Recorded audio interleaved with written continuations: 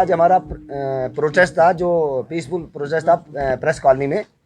लेकिन बड़ी बदकिस्मती से कहना पड़ता है कि जो रियासत जम्मू कश्मीर के अंदर और पूरे मुल्क के अंदर जिस तरह गरीबों की, दबे कुचले लोगों की आवाज़ को दबाया जाता है, आज उसी तरह यहाँ का जम्मू कश्मीर का जो गुज्जर बकरवाल है, जिसने 1947 से लेकर आज तक अपने मुल्क की सरहदों की हिफाजत की और इस मुल्क के लिए हमारे हज़ारों नौजवानों ने अपनी जानों का नजराना पेश किया, तो लेकिन आज हमारे नौजवानों को दबाने की कोशिश की और हमें आईन के अंदर आर्टिकल 19 हमें इजाज़त दे दिया कि हमें अपनी आइन के अंदर हम कोई भी प्रोटेस्ट दर्ज करा सकते हैं और सरकार को अपनी बात पहुंचा सकते हैं।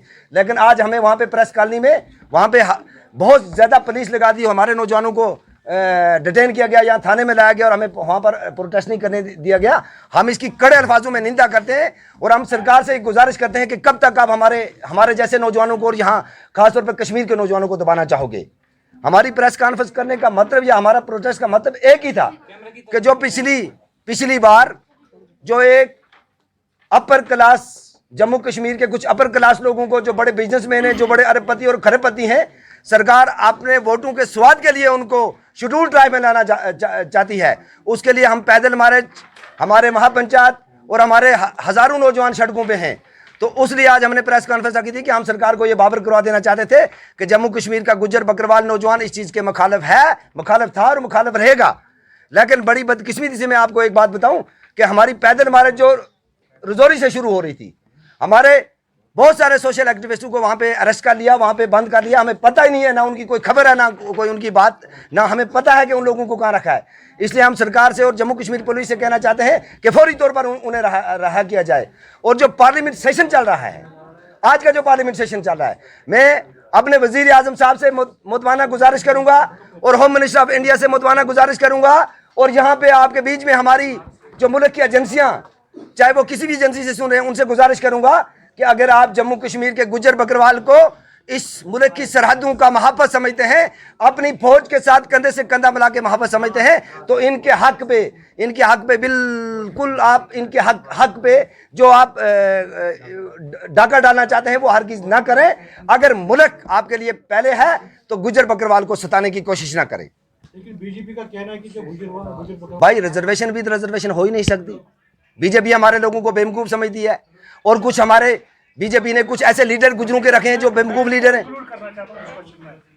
अब शेड्यूल ट्राइब बनाए नहीं जाते, शेड्यूल ट्राइब जो हैं वो पैदा ही होते हैं। हमारे आपने देखा है, हमारे 7 से 8 लाख लोग हैं जो जिनको आज तक रहने के लिए घर नहीं है, जो आज भी इन पहाड़ियों पे अपने माल मवेशी को लेके जाते हैं।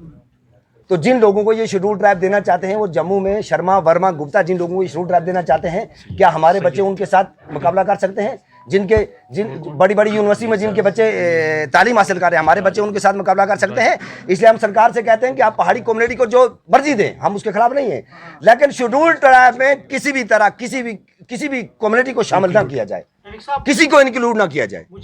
देखिए, जहाँ तक पिछले 1 साल से हमारा हम होम मिनिस्टर ऑफ इंडिया से मिले, हमारे कुछ 10-12 लोग मिले थे, उन्होंने हमें यकीन दिलाया था कि गुज्जर बकरवाल के हक के साथ जो आपका 10% है इसमें बिल्कुल छेड़ा नहीं जाएगा। लेकिन फिर वही हुआ, हमें वहाँ से आश्वासन दिलवा के वापस किया गया। लेकिन आप मुझे एक बताइए, हमारी सुप्रीम कोर्ट की रूलिंग है कि रिजर्वेशन विद रिजर्वेशन हो ही नहीं सकती। आप 2 लोगों को एक चीज़ में शामिल करके अलग अलग रख ही नहीं सकते हैं।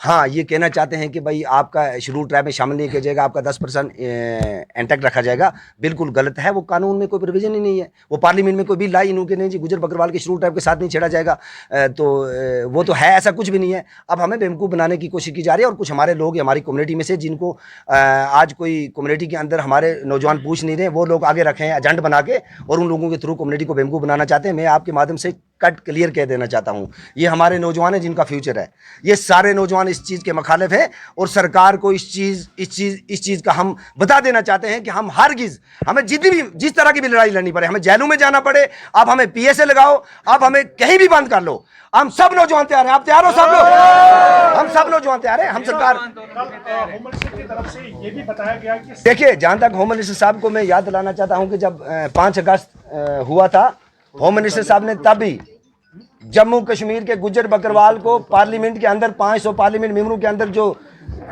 दुनिया की सबसे बड़ी जमहूरियत हिंदुस्तान हमारा मुल्क माना जाता है, वहां पर भी हम लोगों को आगे रख के बोला था कि दफा 370 को हम इसलिए हटा रहे हैं कि जम्मू कश्मीर में गुजर बकरवाल के साथ जुल्म हो रहा है। लेकिन जब दफा 370 को हटाया, हमने सोचा कि वाकई गुजर बकरवाल के साथ इंसाफ होगा। तब से हम दर बदर की ठोकरें खा रहे हैं सड़कों के ऊपर।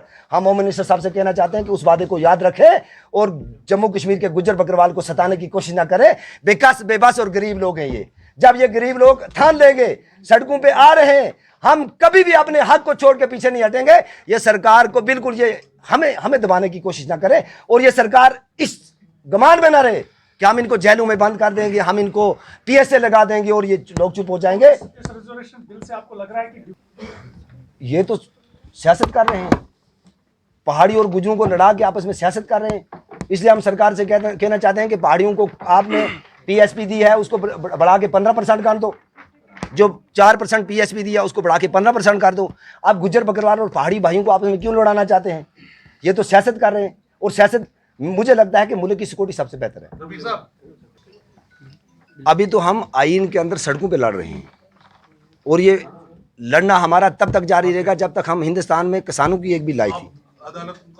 जब अभी तो हमें यकीन है कि सरकार ऐसा कोई कदम ही नहीं उठाएगी। हमें ये यकीन है, हम सरकार को इसीलिए बताना चाहते हैं। हमें वजीर आजम हिंदुस्तान पे यकीन है कि वो ऐसा कदम नहीं उठाएगा।